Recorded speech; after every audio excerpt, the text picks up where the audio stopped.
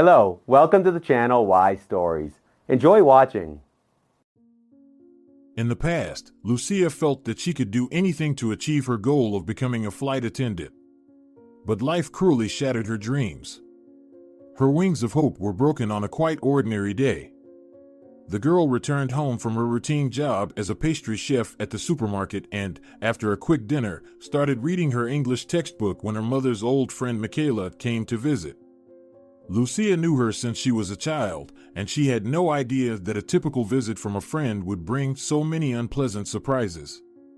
She had no intention of eavesdropping on her mother talking in the kitchen with Micaela, but the thin walls of the apartment and the fact that Lucia was studying with a paper textbook instead of an online audio lesson played a fatal role. Micaela thought the girl was in her room with headphones on and couldn't hear them, so she didn't even lower her voice talking to Lucia's mom. "Nora, don't be silly. You must do everything you can to keep Roberto with you, at any cost. He's the director of a chain of car washes. And the best part is that he's willing to leave his wife for you." Mom's voice sounded muffled. She always spoke quietly, even when she argued with her daughter about her dream of becoming a flight attendant. The woman patiently explained that this profession looks romantic only from the outside, but in fact, requires a lot of physical strength.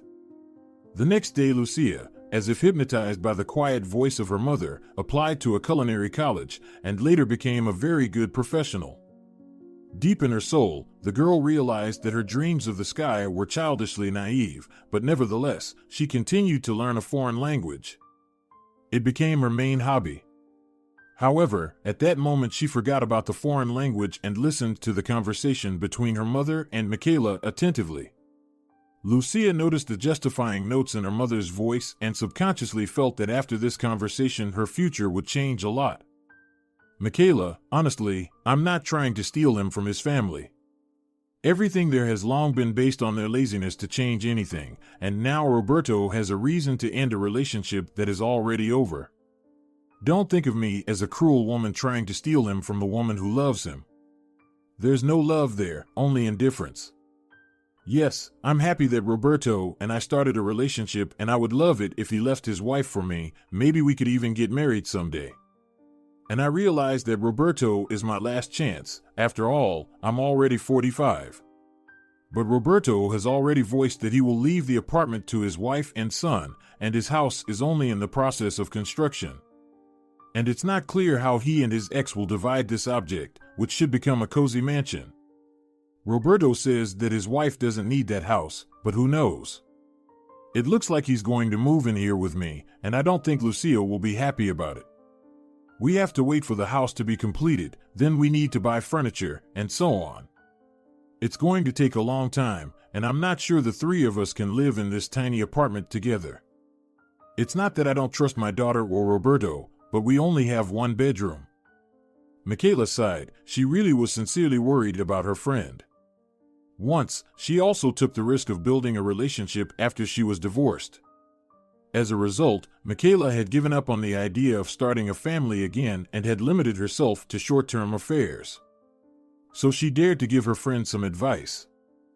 "I'm probably rushing things, but it's better for you to consider all the possible options.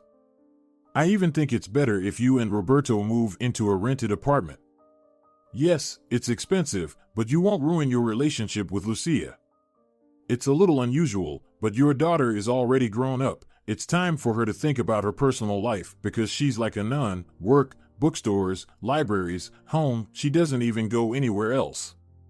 It's more convenient for you and Roberto to rent an apartment than for Lucia.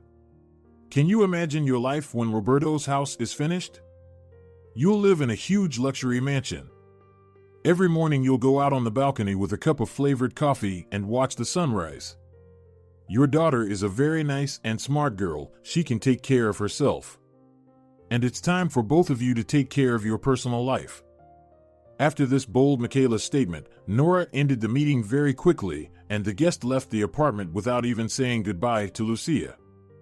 The girl waited for her mother to tell her about her plans to change her personal life, but the woman pretended that nothing special was going on. Such secrecy of the closest person unpleasantly hurt Lucia. She was used to the fact that her mother was always frank and honest with her. She raised Lucia alone after the hasty escape of her boyfriend, who suddenly learned about the pregnancy of his young girlfriend. Her grandparents died when Lucia was a baby, so it was not surprising that Lucia's mom was the closest and dearest person to her. Of course, she was a big girl already, and she realized that Nora was an attractive woman who had already put enough effort into raising her daughter and had the right to live for herself and to be happy. However, Lucia couldn't accept the fact that there was someone else in her mom's life. After all, it had always been just the two of them. Lucia was terribly worried, realizing that their cozy girlish kingdom was coming to an end. After that overheard conversation, Lucia started saving money for a rainy day, which, as she felt, was inevitably approaching. The girl was not going to interfere with her mother's happiness, but she had no doubt that it would be very uncomfortable to live with a stranger man in a tiny one-bedroom apartment. The meeting with her mother's suitor confirmed the girl's gloomy premonitions. Her mom introduced Roberto to Lucia a couple of weeks later, and he treated the potential stepdaughter quite kindly and friendly. His friendliness and smile seemed fake, cold, and somehow threatening to her. "It's nice to meet you, Lucia. Your mom told me that you are learning English in your spare time. I'm sure you've already achieved success in it." The girl smiled politely. "Yes, thank you, everything is fine." The man asked something else, but Lucia felt uncomfortable and gave very short answers.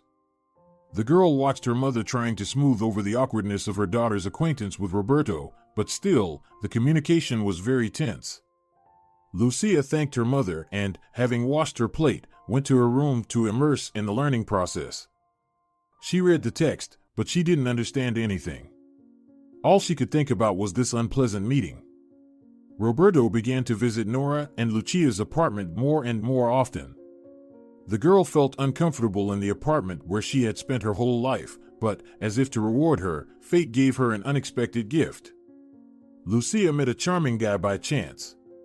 He bought baked goods in the supermarket department and decided to thank the cook personally.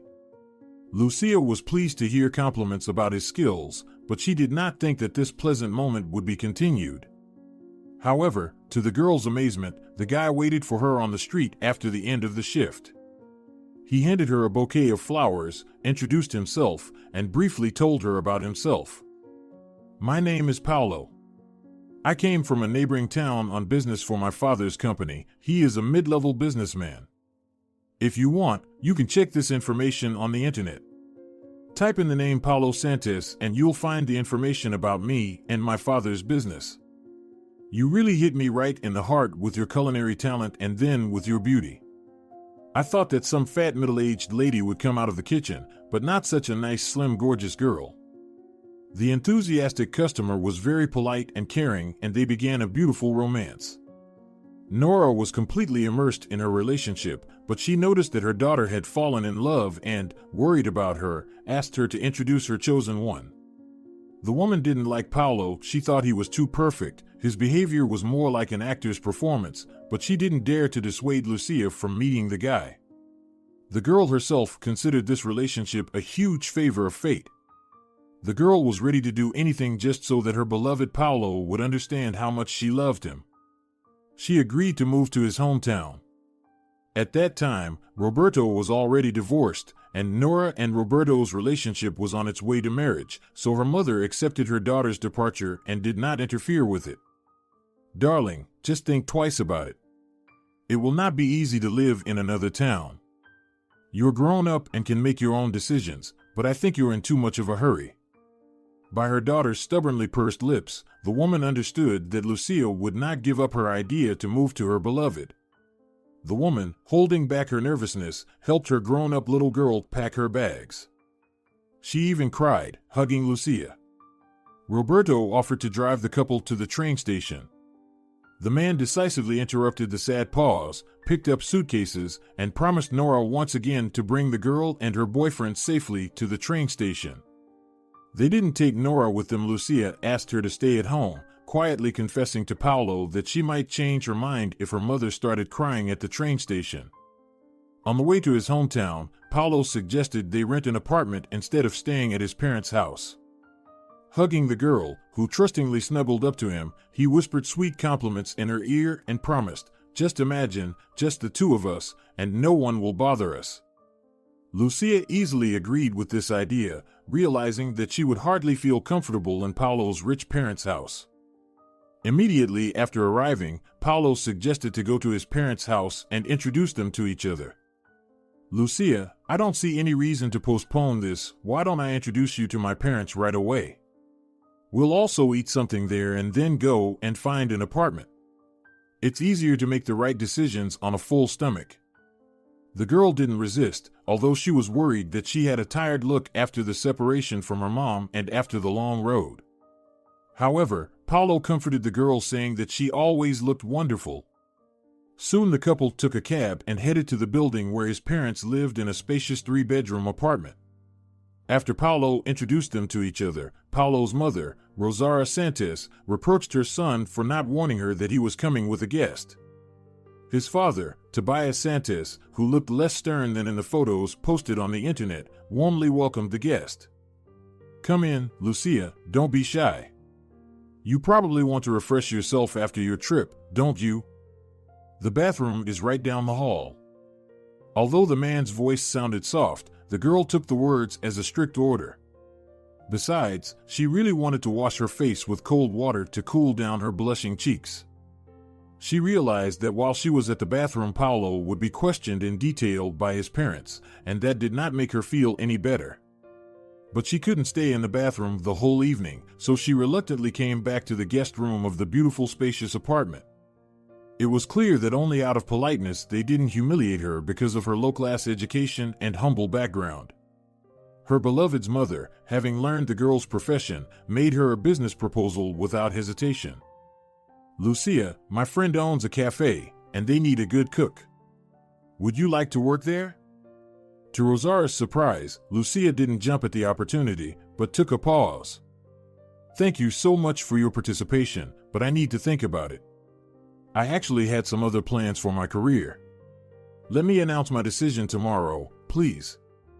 While his parents were making small talk with Lucia, Paolo immersed himself in his smartphone and soon found a quite affordable house.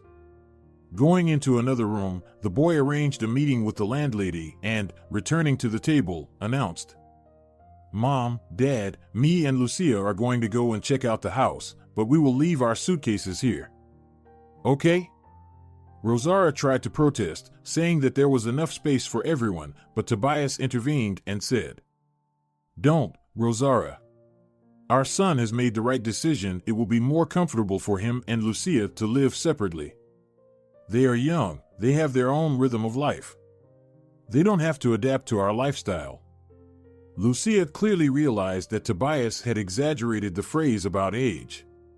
Both he and Rosaria looked wonderful. She could only guess that they were perhaps only a little older than her mother, but their well-groomed faces were a clear indication of their very different lifestyles. Rosaria's hands were a work of art, long fingers decorated with delicate manicures, and although Lucia and her mother also took care of themselves, the amount of money and time invested in taking care of their natural beauty was incomparable. Paolo's parents behaved with condescending but flawless politeness. Their son's unexpected visit with the girl he introduced as his fiancée did not confuse them or make them mad. They did not attack Lucia with questions, but still, they learned the main facts of her biography. The girl felt uncomfortable, so she gladly accepted her beloved's idea to go and check out the rented accommodation. She desperately wanted to get out of this fantastically beautiful apartment, to get away from the intense eyes, in which natural curiosity was mixed with a trace of contempt. Lucia had never been ashamed of her humble origins and the fact that she was raised without a father, but now she realized that for Paolo's parents, these factors were a great disappointment. The girl was terrified that they might try to separate them, and mentally promised herself to accept any accommodation as long as it had walls and a roof. She tried not to dress too hurriedly, but still, she was ready to go in just a minute. On the way to the potential apartment, Paolo told Lucia a little about the landlady.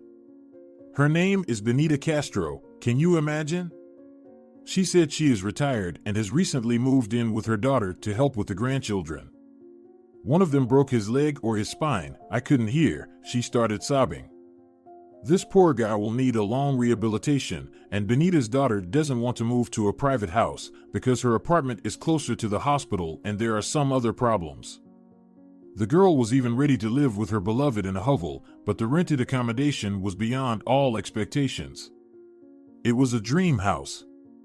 Even though it wasn't even April yet, and in some places there was dusty snow near the fences, Lucia realized that everything was very well maintained and every piece of land literally radiates with love and care. She liked the garden that had not yet blossomed, the table under the apple tree, the clean house, and the friendly landlady. Benita immediately invited the couple to the table and served coffee with dried currant sprigs and a delicious apple pie. This house seemed nice and cozy, and Lucia really liked it. Paolo, on the other hand, was not impressed by the house. He told the landlady that he would discuss everything together with his girlfriend and would call her back. Benita smiled gently and understandingly and promised that she would not show the house to anyone else for a couple of days.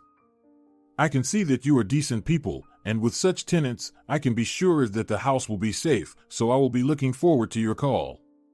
The territory is not huge, but if you will live here, I will show you where you can make a small vegetable garden and give you seeds.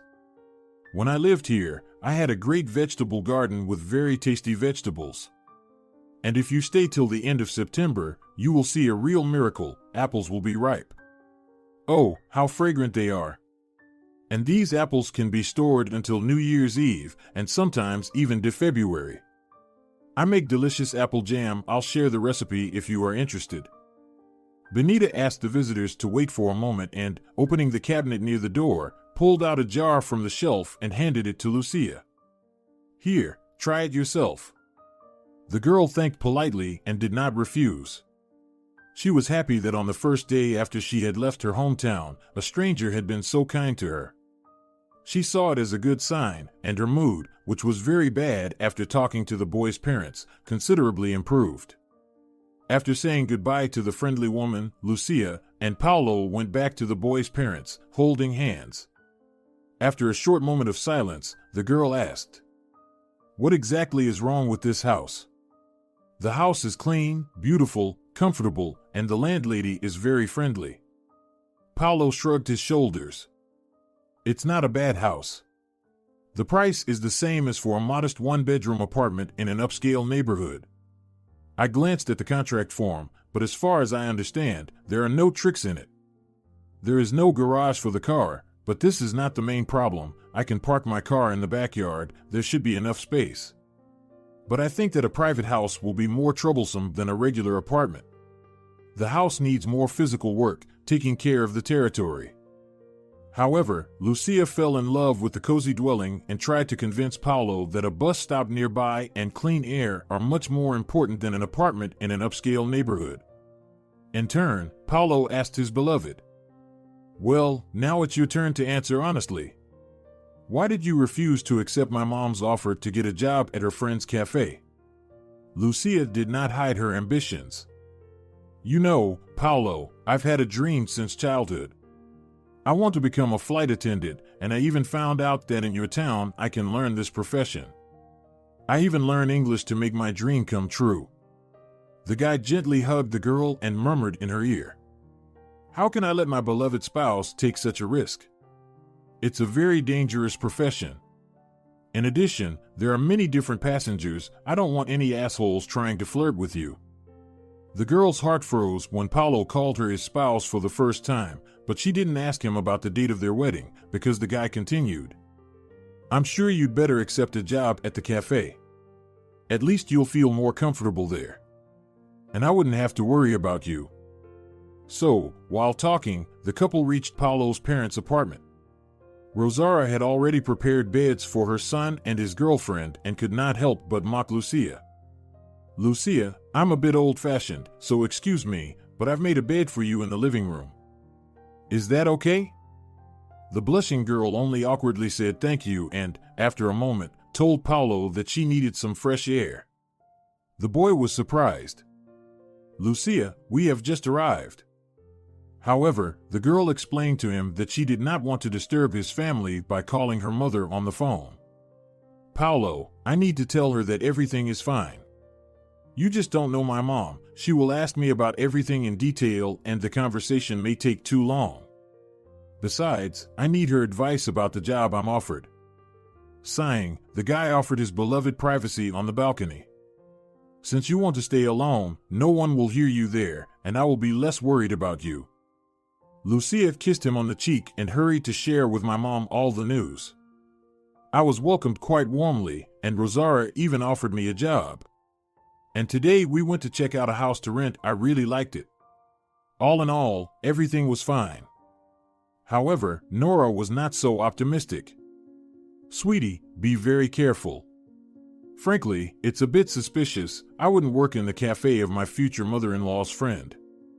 Under such conditions, Rosaria will instantly know your every move, and it's unclear how she will interpret it. Think it over. Although perhaps this option may be suitable for the first time. The girl calmed down a little after talking to her mother and returned to Paolo in a good mood. And the guy had a nice surprise for her. Lucia, while you were talking on the balcony, I called Benita and said that we agree to all the conditions and tomorrow we are ready to move into her house. Lucia was happy. She also wanted to do something nice for the guy, and inspired by the positive mood she said that she would happily accept a job in the cafe. But I would like to be hired not because Rosaria asked, but because of my professional skills. Paolo hugged his beloved girl. Don't worry about that. I know you're a true professional and a hard worker. Okay, let's go tell my mom you said yes. After a brief conversation with her friend, Rosaria told Lucia. You're already employed, the interview is just a formality. I've written down on a piece of paper where you should go and when. Estela Moreno will be waiting for you, and I think Paolo can explain how to get to the right address.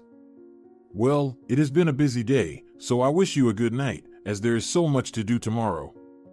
Lucia said good night to Paolo's parents and Paolo himself and fell asleep almost instantly as soon as she reached the sofa. The interview with Estela was not very difficult. She asked the girl a little about her work experience and then asked her to provide a recipe for a few popular dishes. Lucia brilliantly passed the test and soon was introduced to the rest of the staff as a new cook. Estela asked her to come to work the very next day. Meanwhile, Lucia and Paolo were getting ready to move into their new place. Benita signed the contract, explained everything once again, and, asking them to call if anything happened, went to the bus stop to go to the other side of town to her daughter and grandchildren. The couple had no time to relax, but still, they managed to find a few hours to organize a romantic dinner dedicated to the relocation and Lucia's employment. The routine workdays began. The job took a lot of energy from Lucia, but she made sure that her beloved Paolo did not suffer because of her employment. A delicious meal was always waiting for him at home. In addition, Lucia managed to create a cozy atmosphere at home. She had lived in a tiny apartment all her life, so the house seemed like a real fairy tale castle to her. The landlady, who visited the tenants once a month, was happy that her house was in good hands. Lucia, I am so grateful to you. You have done wonders. My house has never looked so wonderful. How do you manage to keep everything in such order? You're so hardworking. Paolo is lucky to have you, and I'm lucky to have you. I have heard stories when tenants almost ruined houses, lived in dirt, and houses required repairs afterward. So I am grateful to fate that I met you. The girl treated Benita like a grandmother. She didn't remember anything about her biological grandmother, so Benita became almost a part of her family. It had only been 6 months since they had met, but Lucia felt that the woman was a good, wise friend. She always invited the woman to the table and served the delicious cakes she made, or even soup and some unusual brand new desserts that she came up with herself. Benita glowed with pleasure and respect and in turn told the girl about her own special recipes. However, after such prolonged visits, Paolo always expressed his displeasure. Lucia, she is not our friend. You don't have to offer her coffee and desserts. I could understand it if she offered us a discount in return for treats. But she just shows up for the money, eats the desserts, and leaves. And we keep paying the same price for the house. Once Paulo saw that Lucia gave the landlady a bag of fresh cakes. Barely waiting for Benita to leave, he became indignant. Am I working so that you can feed an old woman who takes money from us? Don't you think you're being too generous? Please, stop wasting my money this way. That was the first time Lucia got angry. She was tired of Paulo's blunt accusations that he was supporting her, so she objected. You forgot to take into account that I work too. Yes, you pay the rent, but I also work and contribute to our budget. Let me remind you that for the last few months, I've been the only one buying groceries and carrying heavy bags from the supermarket, and you haven't even helped me once, even though you have a car. They quarreled, and Paulo slammed the door and left the house. Lucia thought he would get some air and come back soon. But she saw him again only the next evening, and he behaved as if nothing had happened. The girl did not return to the quarrel either, and normal relations seemed to be established between the couple again. The girl was getting more and more confused by the fact that Paulo, who used to make obvious hints about the wedding, has long stopped mentioning the official marriage. Even Lucia's mother had already managed to marry Roberto, but Lucia didn't have any development in her relationship, even on the contrary. Lucia wasn't a naive girl, and she realized that Paulo's passion had cooled down a lot. At first, he stopped meeting her from work, and then he began to disappear somewhere. Now she was alone on weekends and during weekday evenings. The girl tried to ask him to go for a walk, to a party, or to other events, which he voiced as a reason for his absence, but he always found 1,000 excuses to leave Lucia at home. One day after a delicious dinner, he even told the girl that she has turned from a cheerful girl into a boring nerd, and he is bored with her and doesn't want to spend time together. Anyway, I'm going to live with my parents. I've paid for the house until the end of the month, and then you can do whatever you want. Lucia spoke calmly, even though it was hard to control herself. So, Paulo, you're leaving me, right? The guy was not even going to be embarrassed. I'd say we're breaking up by mutual consent. It's life, it's nobody's fault, but it turned out that you and I are completely different personalities. I hope you won't hold a grudge against me, and we'll say goodbye in a kind way. The guy wanted to kiss her cheek, but she recoiled from him as if he was infected. Paulo was okay with that. He picked up his bag, which, as it turned out, he had packed in advance, while Lucia was at work and set the table, and said goodbye. Lucia followed him in silence to the gate. Only when the familiar figure of her beloved man, who never turned around, disappeared around the corner, the girl locked the door and felt a strange sense of freedom. In fact, she was tired of uncertainty. She didn't understand who she was for Paulo, whether she was a fiancée or an employee who performed the duties of a cook, a maid, and fulfilled his desires in bed. Of course, this was not what the girl had dreamed of when she moved to Paulo's hometown. She foresaw an inevitable breakup with Paulo. But what happened the next day shocked her. She was fired, even though she was doing her job perfectly. In the morning, Estella summoned her to her office and told her glumly, "Lucia, please don't get me wrong. I don't want to ruin my friendship with Rosaura." The girl stood motionless. She began to understand the meaning of her boss's words, and pain pierced her heart.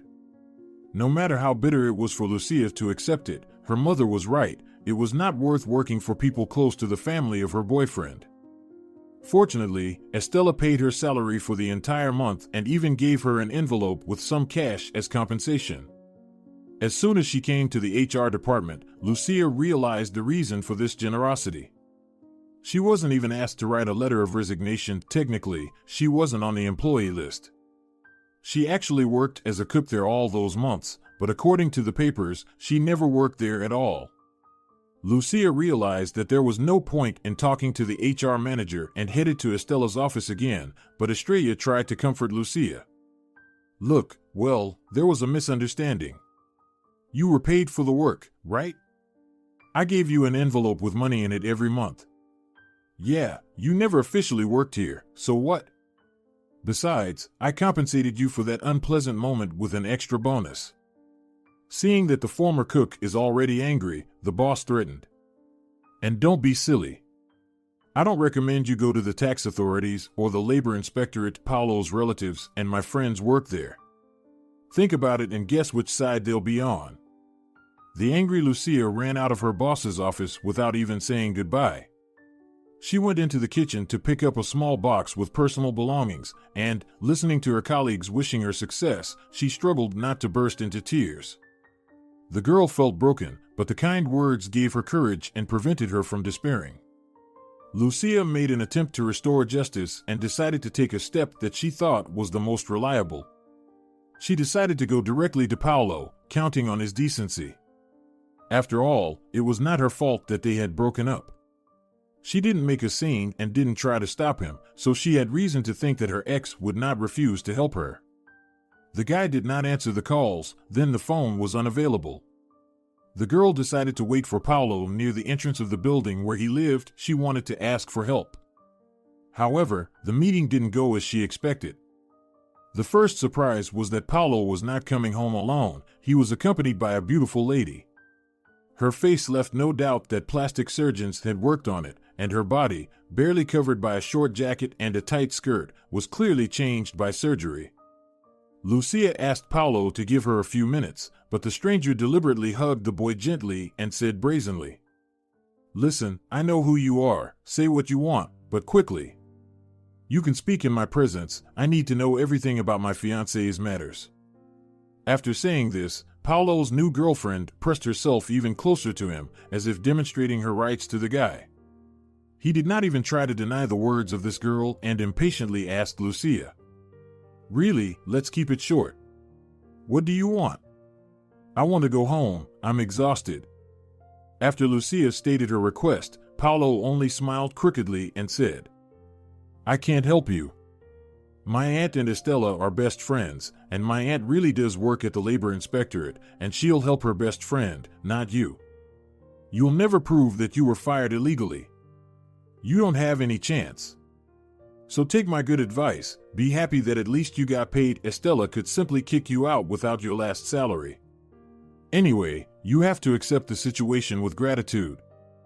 Paolo's companion looked with exaggerated attention at the elegant golden watch and then covered her mouth with her palm as if hiding a laugh. Lucia had nothing left but to leave. The fact that she had money to pay the rent for the next few months didn't do much to calm Lucia down. She realized that she needs a new job as soon as possible, otherwise, she would have to go back to her mom's place. The girl tried to find advantages in this situation and realized that she not only got rid of an unreliable lying partner and dishonest boss, but she also got some free time. Lucia desperately wanted to visit her mother, and she decided not to delay her visit. Nora's eyes sparkled with happiness when she saw her daughter on the threshold of the apartment. However, the woman instantly realized from her look that the girl returned not with pleasant news. Having listened to her daughter, who let herself burst into tears, her mother got sincerely sad for her and immediately suggested, "Why don't you come back? We'll find a way out. Why should you stay in that town? You'll be better off at home." Lucia, who had finally stopped crying, calmed down. She understood that her mom was now married and had her own life, and she didn't want to be a burden to her. But her mom's support helped her a lot. She sobbed in her mom's arms for a long time, and finally, for the first time in all those days, she felt much better. Lucia wiped the rest of her tears and told her mother what she wanted to do. Renting an apartment in our city is much more expensive than there, especially since Benita charges a very modest fee.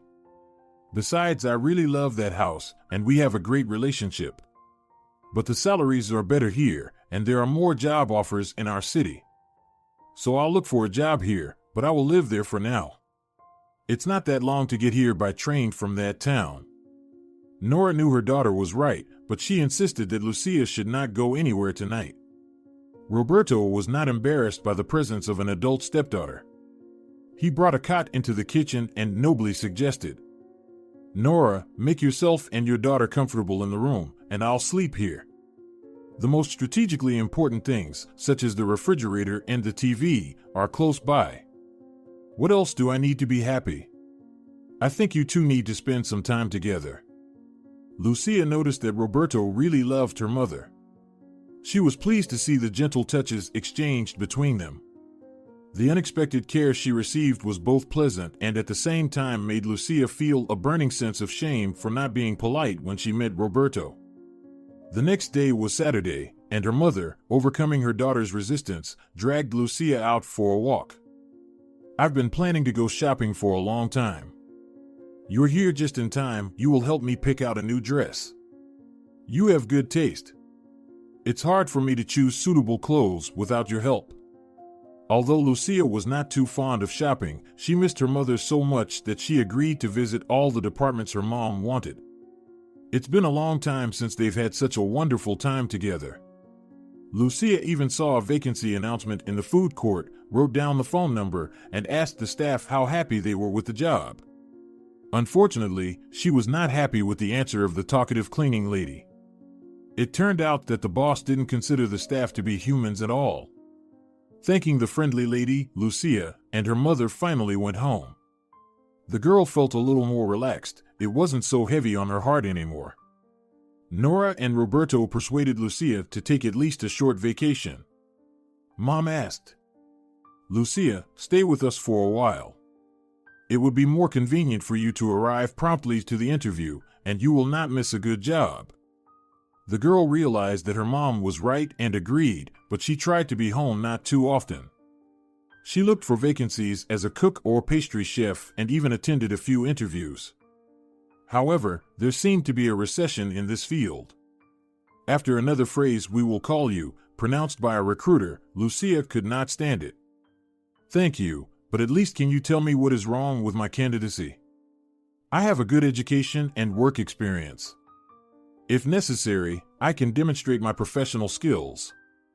The lady sitting at the table looked away from the computer and answered honestly, "Listen, I have a daughter of the same age as you, and I'll be honest with you. She is 23 now, just like you. She's single, like you. But at any moment some good guy may appear in your life, then a wedding, pregnancy, and then we have to look for another candidate again. Even if I bring you to the director's office now, he will never hire you. We've already had 3 chefs go on maternity leave. I'd really like to hire you, but it's not worth it. I'm sorry. My daughter was a waitress for a few months, and our boss didn't even think of promoting her to another position. Can you believe that? He said that a young girl will be more useful as a waitress because a charming girl can promote any drink or dessert in the proper way. And the cook should be either a fat middle-aged woman or a man who definitely won't go on maternity leave." Lucia thanked her for her frankness and said goodbye. Her mood was completely ruined. She had the feeling that no one needed her professional skills. However, following the advice of a famous American novel, which she had read in the original language, she decided to think about it tomorrow and simply went for a walk around the city. The familiar streets were welcoming her with some renovations, and it was like meeting up with longtime friends. Passing by one of the cafes located in the city center, where the tour guides love to take foreign tourists, Lucia saw a job announcement. The cafe was looking for waitresses. Why not? The girl thought. At least I should try. Even the daughter of the HR manager can't get a job as a cook, so I have to accept whatever's available. Lucia easily passed the interview. She was invited to start her internship the next Monday. The stunningly beautiful manager Fernanda Blanco, who spoke to the candidate together with the director Gilberto Arias, explained, "It's our most relaxed day in terms of customer service. You'll be able to practice. The other waiters will have time to explain everything to you and help you, and you will get used to the work rhythm in a more relaxed atmosphere." Surprisingly, Lucia easily made friends with the staff, and her knowledge of foreign languages helped her to become one of the best employees. Now the foreigners could not only point their fingers at the menu, showing what they wanted, but also get detailed information from Lucia, who was friendly and knowledgeable about the nuances of the cuisine, so the tips were much more generous. Now her paycheck was even better than when she worked as a cook at Estella's Cafe. Plus, there were free lunches for the staff, which helped to save a lot of money. Lucia successfully withstood the ordeal of New Year's parties, which began almost immediately after the November holidays, and, despite her mother's persuasions, she was not going to change her job or place of residence. After Paolo's betrayal, the girl rejected all men who tried to court her, and her personal life was completely quiet. For quite a long time, Lucia had been living as if by some inertia, and she realized she needed to change something in her life, but physically and mentally difficult work as a waitress suited her well. There was something similar to the profession of a flight attendant, who also had to be friendly with all kinds of people, but somewhere in the sky. The girl was stuck in an endlessly repeating day, like in a comedy with a ridiculous but charming actor. She was happy with her job at the cafe. The owner, Gilberto, was respectful to the staff, and even the newcomers quickly learned that he was not really the one in charge of the place. The man had a permanent girlfriend, Fernanda, the one who was present at the interview, and in general at all important business meetings. She was a wise and intelligent young woman who managed to make her way from an ordinary waitress to the manager of the cafe. But she still couldn't force Gilberto to divorce his wife, even though he hasn't lived with her in years. An elderly dishwasher, Ida, who treated Lucia like a daughter, told her all the details of this love story. I remember Fernanda from her first day in this cafe. She was a good girl, smart and very hardworking. Besides, she's very pretty, and Gilberto fell in love with her right away. Actually, they didn't hide their relationship. Our boss had some unpleasant incident with his wife, and he considered himself single. But now he can't divorce his wife and at the same time can't break up with Fernanda. I know Gilberto since his childhood. We used to live in the same neighborhood. Fernanda is the best for him in every way. She was the one who insisted on buying this building for the cafe. She gradually worked on hiring staff, on the menu, and on everything else. As you can see, now it is almost a luxury restaurant. No matter what kind of relationship the unusual couple who ran the cafe had, Lucia was fine with it. The boss never made inappropriate hints. Fernanda, who actually managed the whole process, appreciated Lucia, who could provide excellent service to the guests in English. The girl was even praised several times by Gilberto, who was stingy with kind words. Every Lucia's day was similar to the previous one, with only the seasons changing. After a short golden and scarlet sunny period came a nasty rainy time, which was soon replaced by frosty days that were decorated with prickly snow.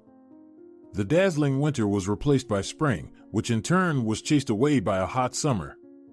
And then the cold weather came again, and the mornings were dark and humid. The girl watched the seasons change outside the window of the train and felt sad, or she felt a strange sense of timid hope for the best. During the year, she got used to seeing the same people who, just like her, went to work in another city and returned in the evening. She even began to say hello to some of them by nodding her head. Sometimes she stayed overnight at her mother's place.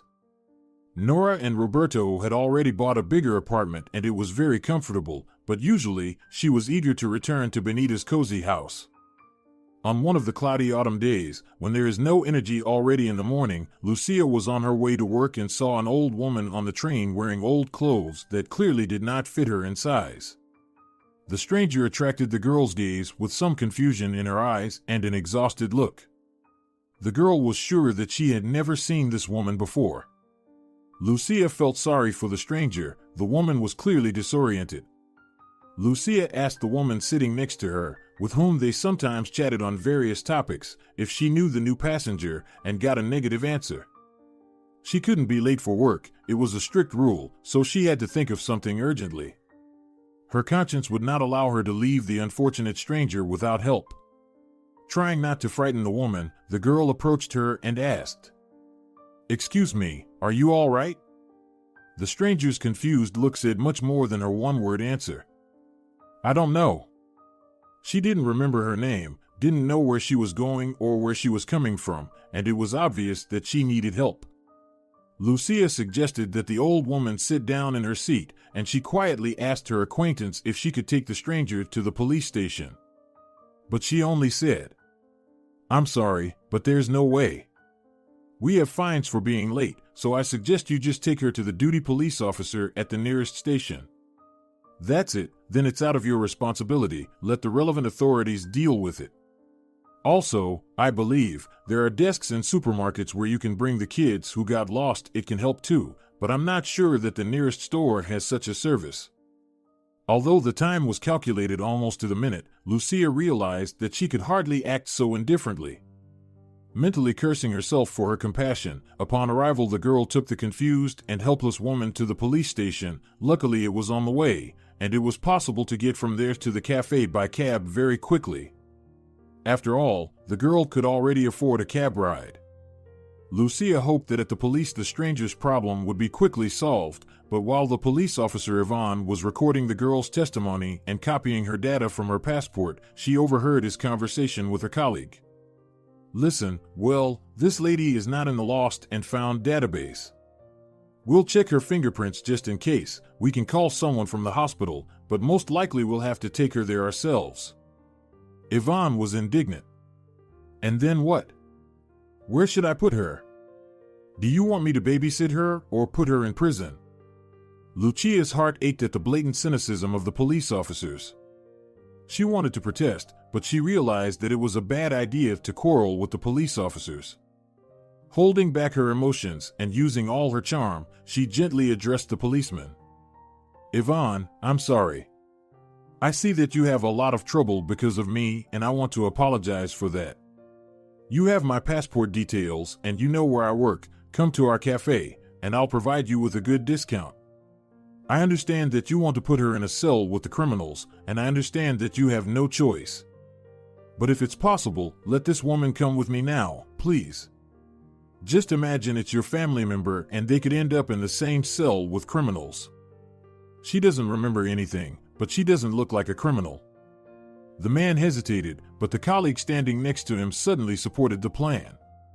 Listen, Yvonne, this is the way out. I know that cafe, and I've seen this girl there many times. I know the owner of this cafe. Gilberto said she speaks excellent English and she is one of the best employees. Let that old lady go with her to the cafe. There's already no room in the cell. Thanks to this unexpected advocacy, soon Lucia in the company of her confused companion came out of the police station and, having called a cab, explained to the stranger. I work at the cafe. We'll go there now. I'll ID you in the utility room. It's quite comfortable there. I'll bring you some food. You'll rest. Calm down. She managed to sneak into the cafe through the back entrance without meeting anyone, and even without being late. The girl quickly hid her new friend and gave her some hot tea, quickly changed into the uniform, and hurried to start her workday. Then Lucia went to the kitchen, grabbed her lunch, which she was supposed to eat at lunchtime, and took it to the utility room. Here, eat while it's still warm. Looking at the way the hungry eat, Lucia realized that in the past the stranger knew the rules of table etiquette perfectly well. In addition, her hands were well-groomed, with good manicures. The girl didn't want to embarrass the lady, and it was time to go back to work, so she left the utility room. But when she came back there, she saw Gilberto standing on the threshold of the utility room. The man was furious and said in an ominous hissing voice, "Lucia, what the hell is going on here? Who is this? I don't see a sign on the door of my cafe saying we offer charity lunches. Who do you think you are? Why are you bringing here someone you don't even know without asking permission?" The boss stopped all the girl's attempts to justify herself. The man was furious, and even Fernanda, who came soon after, could not stop him. He ignored his girlfriend's request to clear things up first, and, probably for the first time ever, he rudely ordered her not to interfere. By the final part of his angry speech, Gilberto seemed to have lost his mind and began to say very hurtful words to Lucia. "Do you think you're the only one who speaks English? Do you think you're a superstar?" Then he suddenly told Fernanda strictly, "Put on your waitress uniform and go to the guests before they get angry." Shifting his gaze to the frightened Lucia, Gilberto said harshly, "Consider your shift over, and so is your job at my cafe." Even though Fernanda realized that Lucia was the most hard-working employee and she was responsible for a lot of the work, she didn't dare to argue with her lover and just coldly remarked, If I work today as a waitress, there will be no one to answer the phone, talk to suppliers, and in general manage the process. No matter how angry the boss was, the prosperity of his cafe was always in the first place, and he realized that he had overreacted, but it was too late. He wasn't the type of person who would take his words back and apologize. Lucia no longer even tried to justify herself. The calm remark of the wise Fernanda and the humility of the subordinate cooled Gilberto's fervor a little. The man took out a purse from his pocket, took out a few bills, and handed them to Lucia. Here, you've earned it. Come tomorrow for your last paycheck. Give your letter of resignation to Fernanda. That's it. I don't want to see you anymore. Gilberto turned and walked away. Fernanda, who had already put on her uniform, hugged Lucia and whispered, I'll talk to Gilberto before tomorrow, don't worry. Okay, I have to go. Surprised by such support from the arrogant manager, Lucia could only whisper, Thank you, Fernanda. While the boss was scolding his subordinate, the stranger was quiet. But after there was only Lucia left in the corridor, holding the money in her hand, the woman got up and approached her. She didn't know what would happen if the only girl who was merciful to her suddenly got angry about being fired. But Lucia only said, Wait a minute, I'll change my clothes and we'll go to my place. Soon the girl and her new friend left the cafe through the back entrance. But suddenly they were caught up by Ida. The woman called out to the former employee and, after she turned to her, held out a bag. Take it, Fernanda asked me to give it to you. You're today's lunch.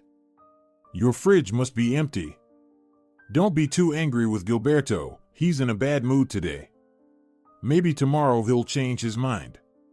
He's proud and will never apologize, but maybe he'll let you keep working here. Having said a warm goodbye to Ida, the girl decided to let herself go home by cab, so as not to wait for the train until the evening. Lucia explained to the unknown woman, Let's go to my place. The police have all my data, so in case of anything, they will contact us quickly. And there you can finally get some rest. During the ride, Lucia mentally scolded herself for being so stupid she could call her mother and ask her to arrange a hospital examination for the stranger. However, the girl decided not to call from the cab. She did not want to worry the stranger, who seemed to have a less anxious look. In addition, Lucia noticed that in the car, the woman immediately fastened her seatbelt. The girl had no knowledge of medicine at all, but it was clear that the stranger had retained most of the basic skills. Lucia's thoughts were occupied with another problem now. Today was the day Benita was supposed to come by to get the money. At first, she thought she might introduce the stranger as her grandmother, but eventually decided not to lie.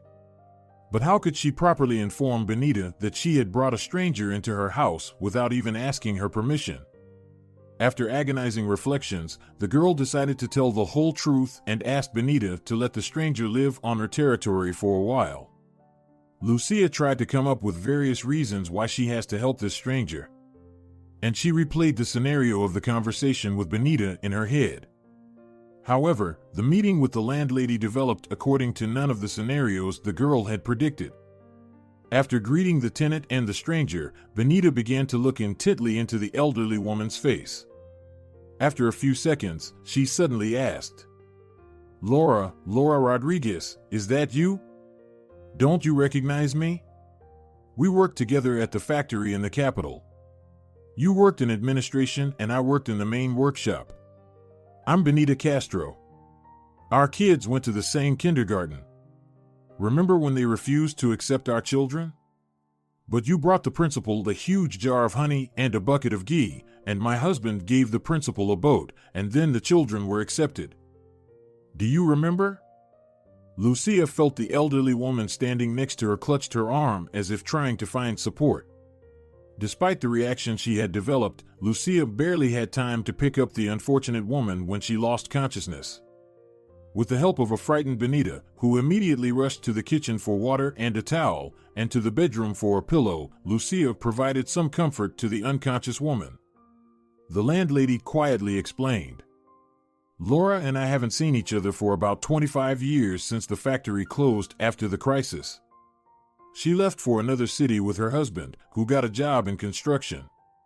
We corresponded for a while, then I moved here with my family to the house of my husband's uncle, and I guess I gave her the wrong new address. But I can't be mistaken, it's Laura. The girl couldn't believe such a coincidence. In some incredible way, fate brought together two friends who had not seen each other for 25 years. So, Lucia and Paolo rented Benita's house by chance. By chance she decided not to move back to her mother's place, and by chance, Laura got on the same train Lucia was taking to work. Benita shook her hands. I had forgotten that I had ammonia. Now, Laura, hold on. Soon the woman returned with a cotton pad and a bottle of ammonia, and then put the cotton pad under the nose of her longtime friend. After a few seconds, the woman opened her eyes and looked around in surprise, then focused her eyes on the landlady and said, Benita, hello, dear, I didn't think we'd see each other again. Life is so unpredictable. Benita and Lucia rejoiced and helped the woman, whose memory seemed to have returned, to get onto the sofa. The girl hurried to the kitchen to make coffee, which would help them all to replenish their strength a little after such an unexpected event. She was quite excited, and out of habit, she unconsciously needed a quick dough for the pie. Then she took out all the food that was in the house, heated it up, and brought it into the living room. Benita asked the girl, Lucia, there is a photo album with a green cover on the top shelf in the closet. Bring it here, please. There are pictures from the factory and pictures from different trips. The factory management provided us with a bus on weekends, and we often traveled to the countryside with our families. It was a wonderful time. Lucia hurried to fulfill her request. She was very curious to see the photos. There was no doubt about it, the confused old woman she had met on the train that morning and the charming woman in the pictures were the same person. While the women were talking about the past, Lucia went outside to pick apples for a pie and called her mom. Confusingly telling all the unexpected events of the fall day, the girl asked for help. Mom, could you ask Roberto if he knows anyone who can help Laura? I haven't found out yet if she knows her current address or if she only remembers events from her past, but I think there's a chance of getting her back to her normal life. She probably needs a good doctor first. I know it's very late now, but please talk to Roberto. Nora reassured her daughter. Lucia, you're a hero. Of course, I will talk to Roberto. As soon as there is any information, I'll call you back or send you a text message. Lucia picked the apple from the tree, returned to the house, finished the pie, and joined Benita and Laura.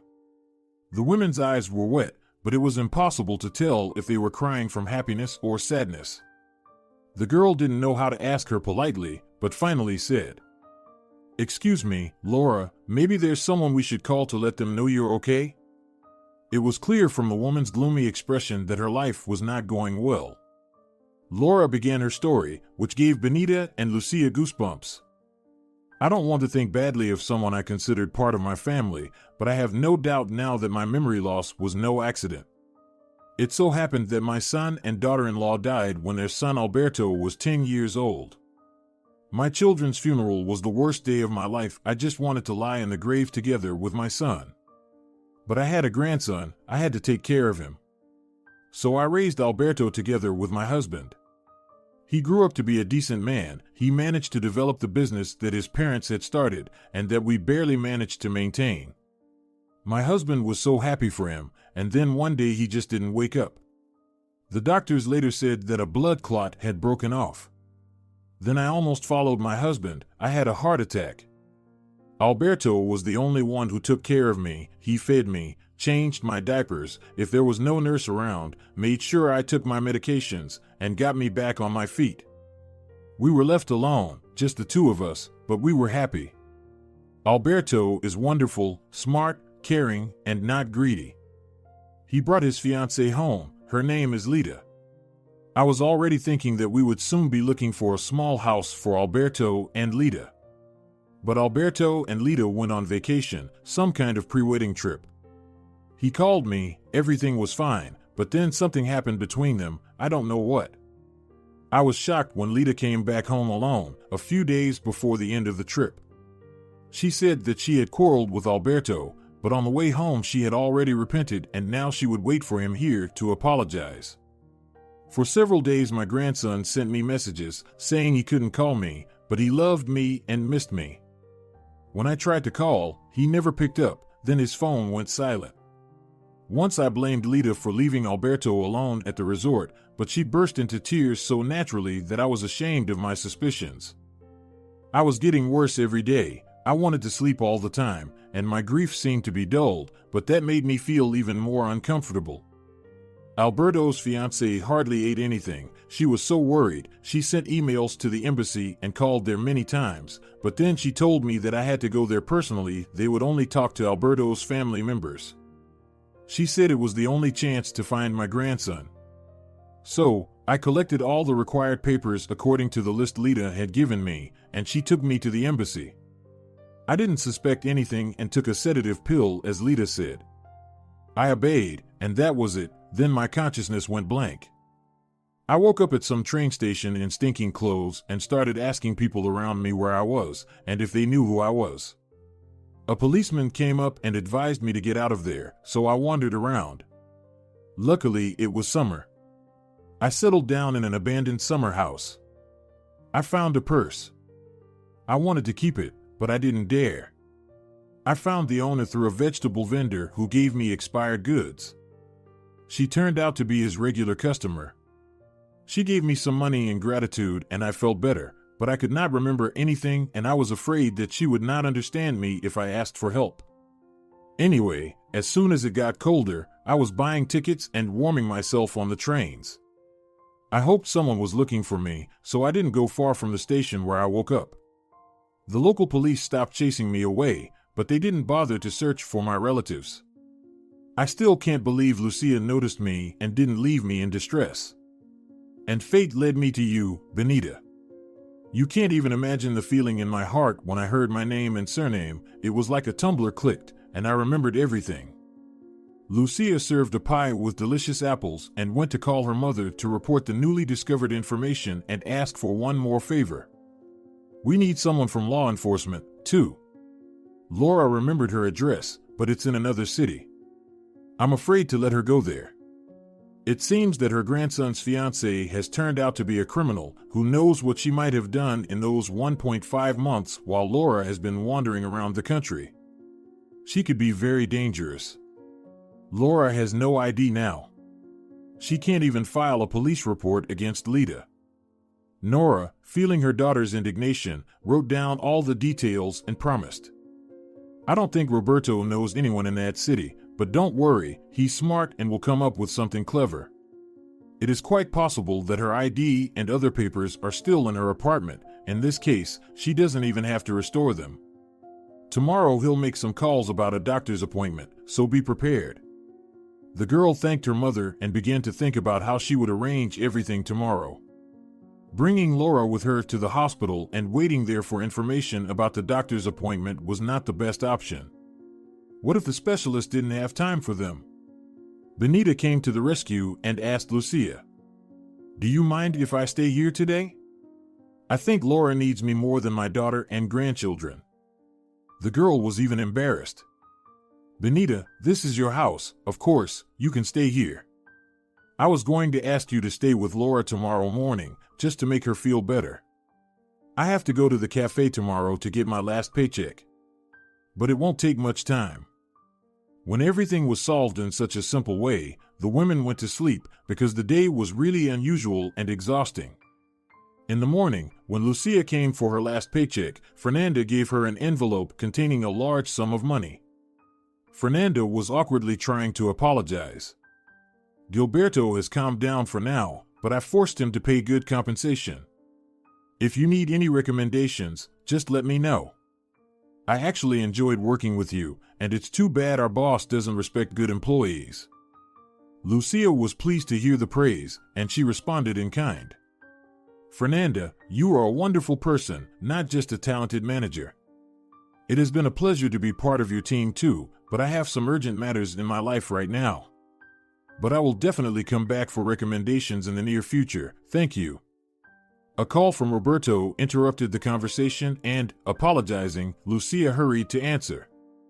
Mother's husband provided the coordinates of the doctor and said that the nearest appointment could be arranged only in 2 days. It's more complicated about the police. I need a little more time. But Lucia, please don't do anything on your own. It's dangerous. And if this woman is anxious to get home, try to slow her down. If everything she said is true, you could get into a lot of trouble. Nora is very worried and proud of you. Lucia promised she'd be careful. On the way to Benita's house, she had a new idea, and she hurried to share it with the women. You know, I think, along with solving your problems, we need to continue the search for news about your grandson.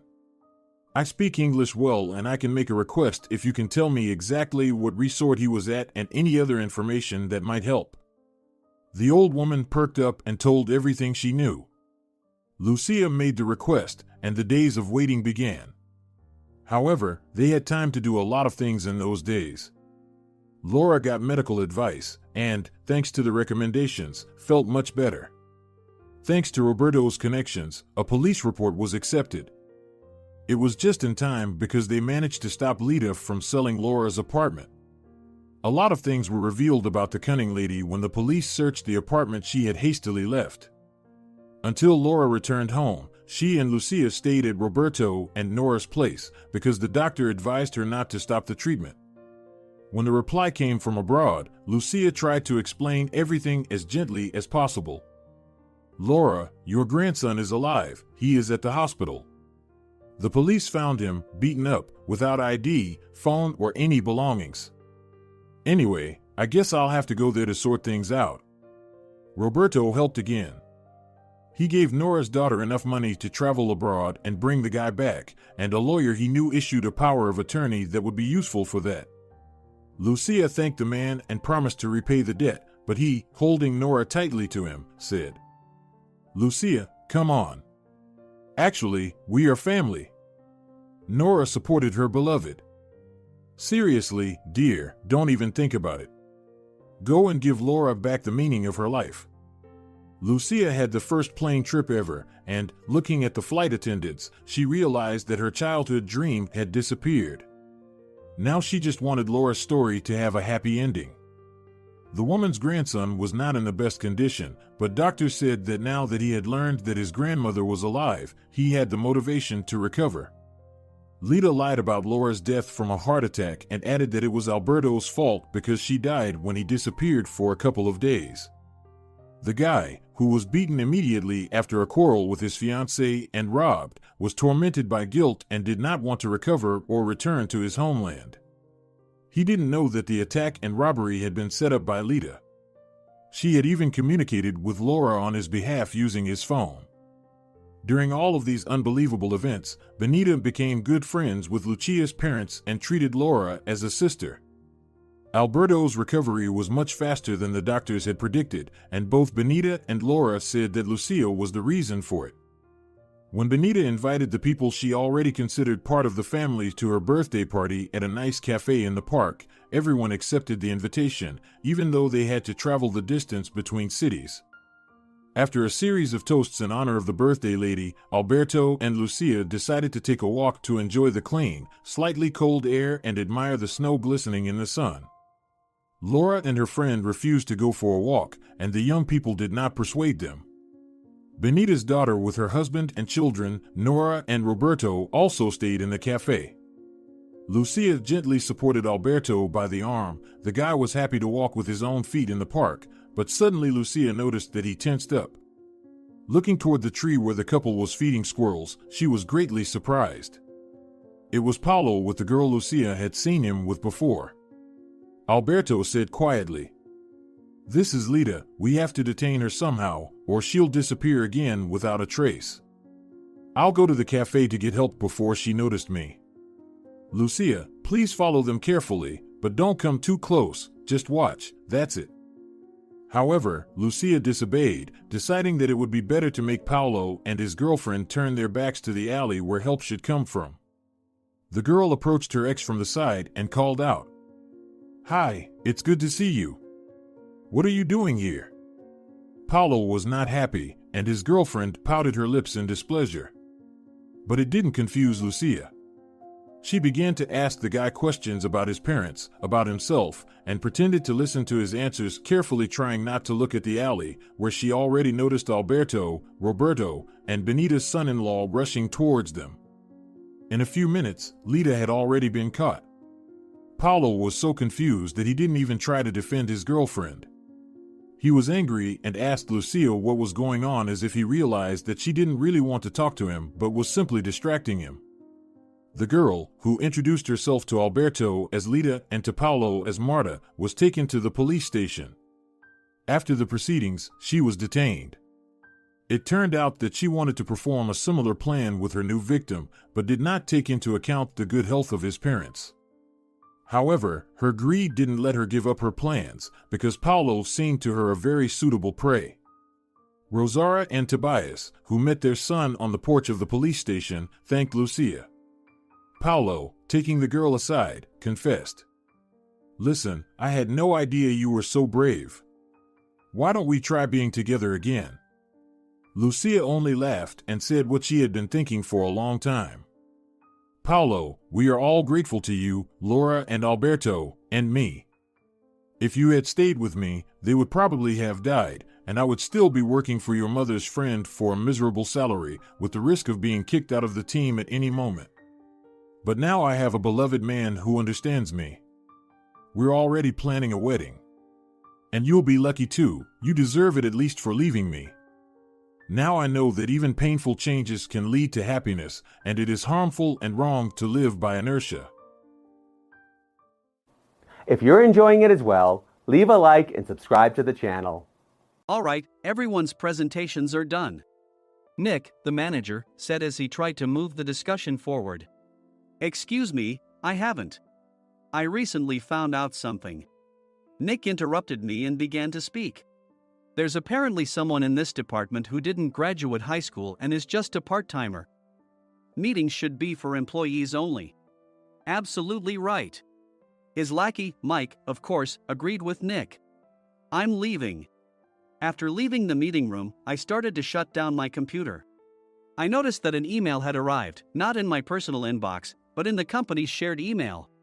Thinking, there's no point in speaking up, no one will listen, I went home quietly. The next day, I heard a commotion from Nick's desk. He was staring at his computer screen, his face pale. "Nick, is something wrong?" Mike looked at the screen with him. And he turned even paler than Nick. Why is he so angry? Knowing the reason for Mike's distress, I thought to myself, serves them right. My name is Adam. My mother passed away when I was in the 9th grade, and I was raised by my father. Well, you could hardly call it being raised. After my mother passed, my father changed. He drowned his sorrows in alcohol, and though he still went to work, he squandered our living expenses on horse racing. Because of that, I had to start working part-time as soon as I entered high school. Every month, I went to the convenience store with bills in hand that couldn't be auto-deducted from my father's account. Even though I endured it because I didn't want to be alone, I reached my limit in my 2nd year of high school and dropped out. I found a live-in job at a distant inn. Thank you for everything. The day I left home, my father, still staring at the TV, spoke. Take care. That was our last conversation. Back then, 18 wasn't the age of majority, so I needed my father's permission to work, and I couldn't hide my place of employment. Yet, my father never visited me even once. I kept working just to survive, and before I knew it, I was 42. Years of hard work paid off, and I was transferred to the headquarters. I was thrilled to be recognized by the company, as I thought I'd be working in the field until retirement due to my lack of formal education. Listen up. Our work can change the future of our employees. Don't drag us down. On my first day after the transfer, Nick, dressed in an expensive suit, spoke sternly. There was a reason for this. Our inn was located in a prominent tourist destination, known so well that everyone in the state could sing its commercial jingle. At its peak, we had 5 locations within the state. But that was long ago. Due to financial difficulties and aging facilities, only the place where I had worked for many years and the original establishment remained.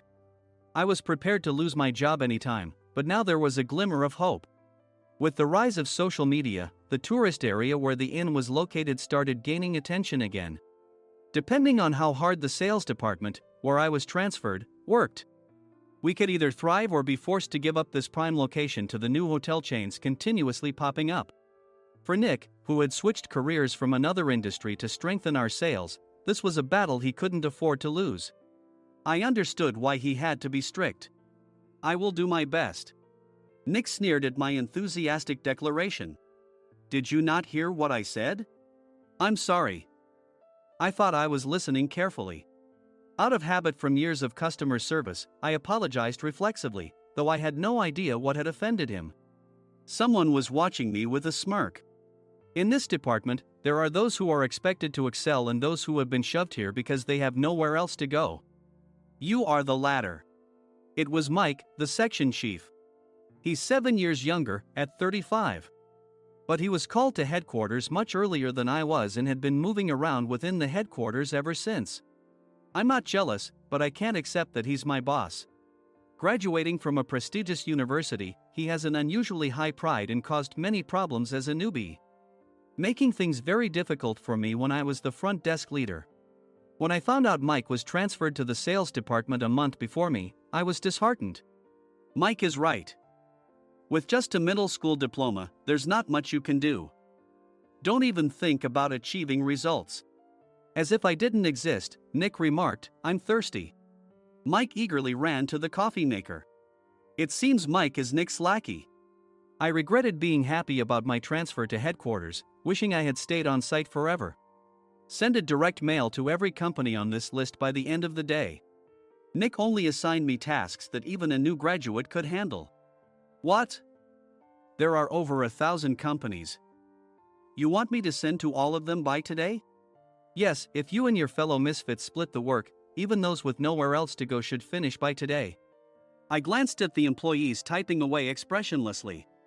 They were worn out from customer service, only thinking about leaving on time, or were women reassigned after having children, with zero motivation for work.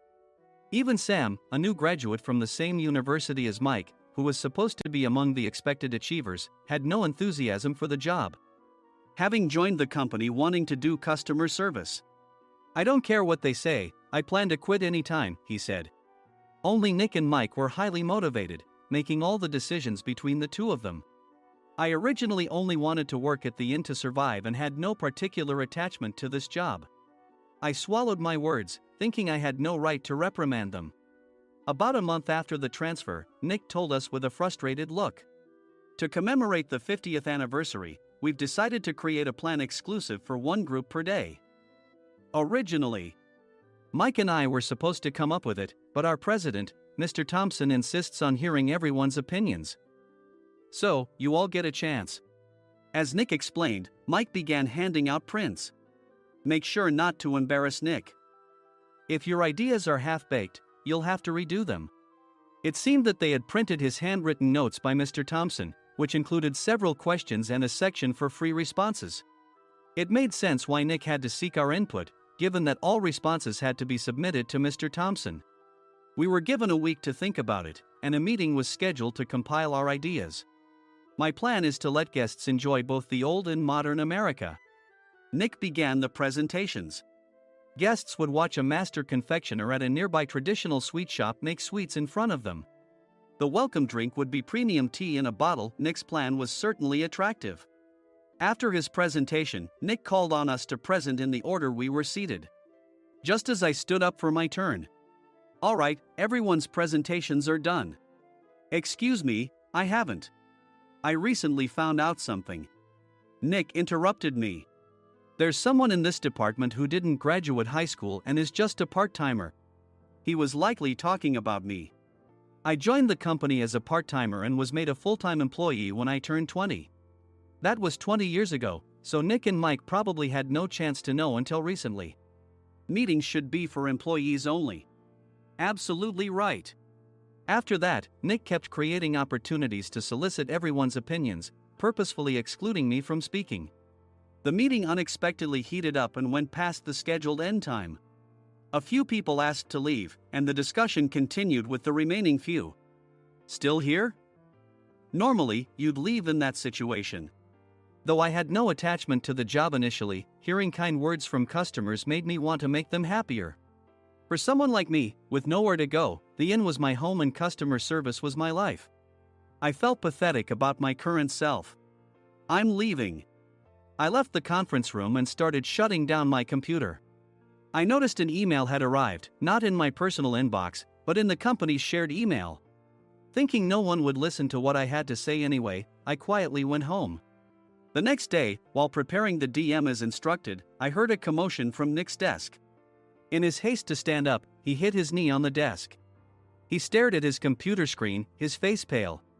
"Nick! What's wrong?" Mike, thinking he should be the first to rush over, approached Nick while still wearing his coat. He peered at the screen with Nick. And he turned even paler than Nick. Why is he so angry? Who is responsible for this company? Nick, more irritated than ever, asked, and Mike answered without checking. Probably Sam. Sam wasn't there because he was attending a morning training session for new hires. Nick gave up on getting angry and returned his gaze to the screen. They were looking at an email that arrived right after the end of the working day yesterday. Apparently, no one, including me, had checked it before leaving. The email was from a large company that used us for their annual employee trips. The president and executives of that company also frequently used our services personally. President of the company, Mr. Mason himself had declared that neither he nor his company would ever use our services again. Well, some companies cancel their employee trips or stop using our services due to financial struggles. Let's just move on. Mike kept wiping the sweat from his forehead with a handkerchief. Knowing why Mike was so agitated, I quietly watched their interaction. Do you know how much revenue we get from that company? We can find other guests to fill the rooms, but we'll lose the banquet costs, gift shop revenue, rental car fees, and more. Moreover, the gifts were supposed to be prepared by the traditional confectionery shop involved in Nick's proposed plan. If it's known that we incurred such a huge loss at this critical time, Nick's position in the company would be jeopardized. Nick took a deep breath, seemingly trying to calm himself. All right, Mike. Go to New York right now and apologize to Mr. Mason. What? You're coming with me, right? I have urgent work to do. I trust you, which is why I'm entrusting this to you. Please. Mike, believing Nick's sincerity, agreed with a determined look on his face, saying, yes. That's Nick for you. Even if Mike went to apologize, Nick would shift all the blame onto him if the client didn't change their mind. Well, it was Mike's fault to begin with, so it served him right. About 3 hours later, Sam answered a call from somewhere and repeatedly apologized, saying, I'm very sorry. Everyone watched to see what was happening. After ending the call, he informed Nick with a weary tone. When Mike arrived at the client's company, he only made things worse, further infuriating Mr. Mason.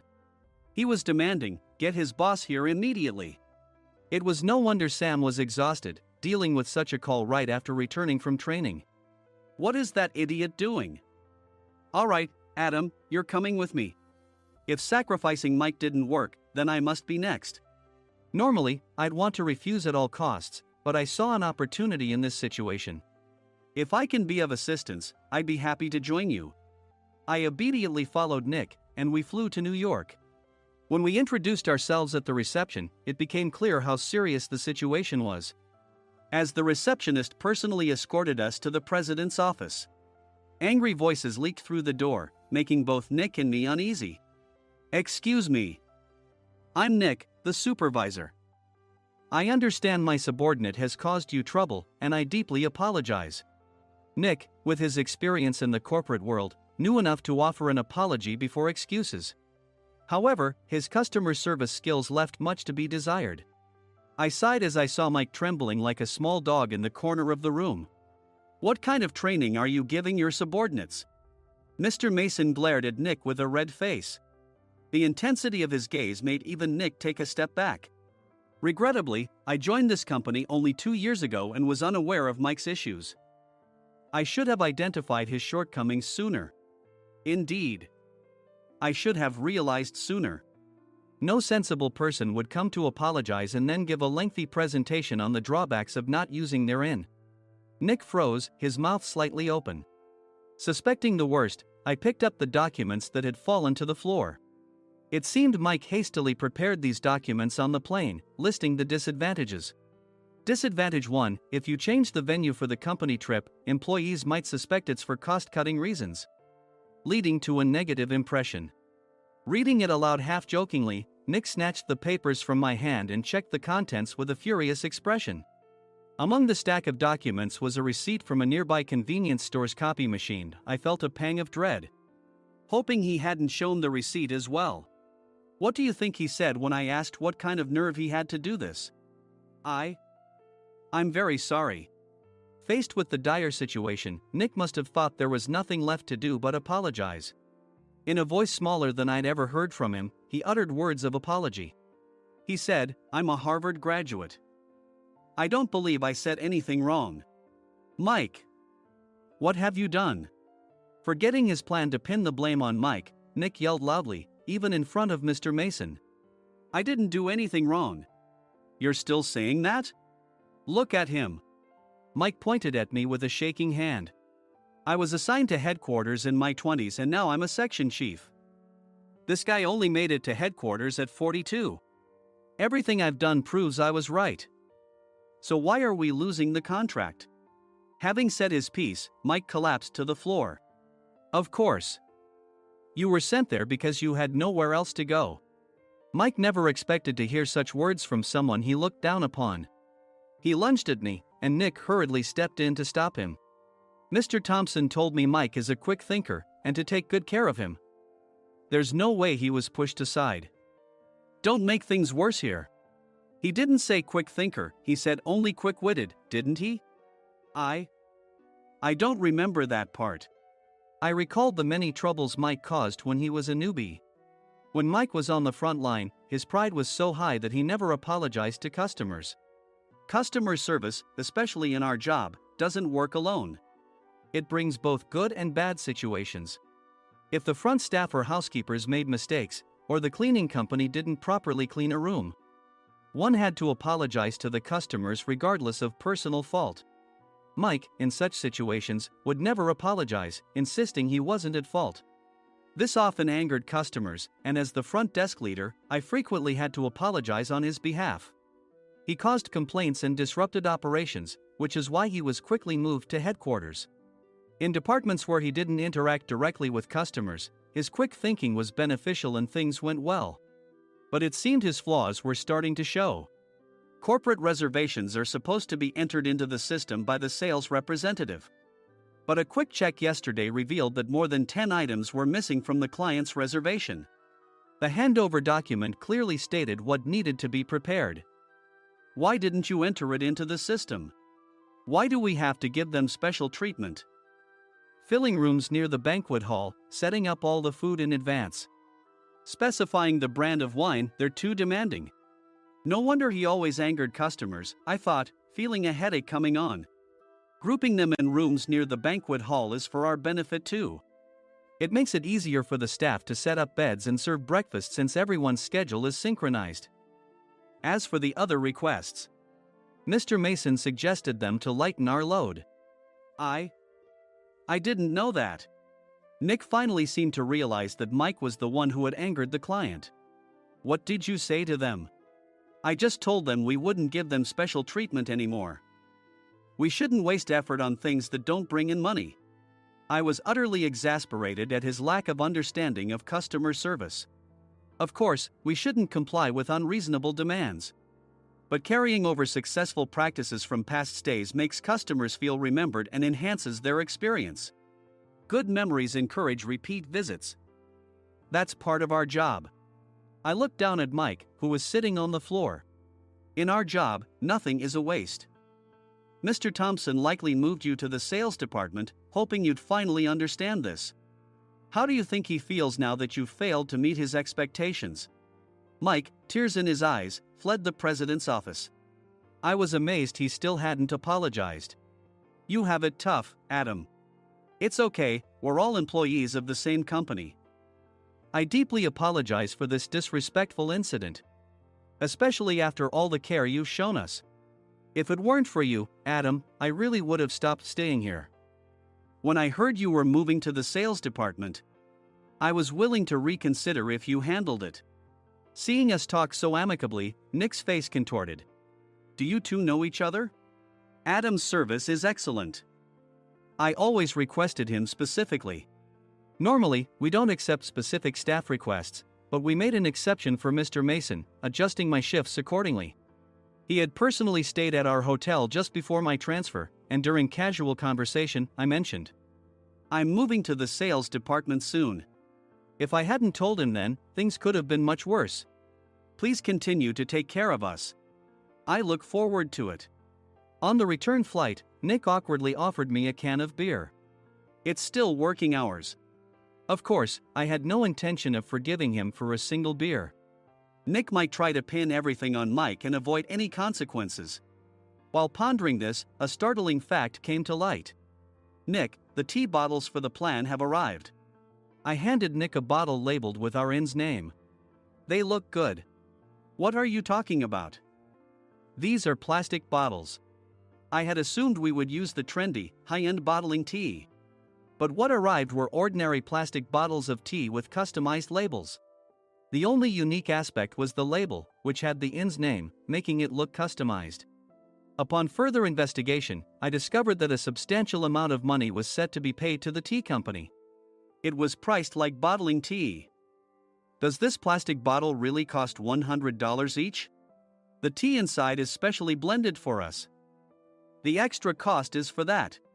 Wouldn't it be better to use another tea company? Or is there a specific reason we must use this one? As Nick continued to make excuses, I showed him a printed email. I informed the tea company's president, Mr. Mitchell, that we discovered irregular payments and he confessed.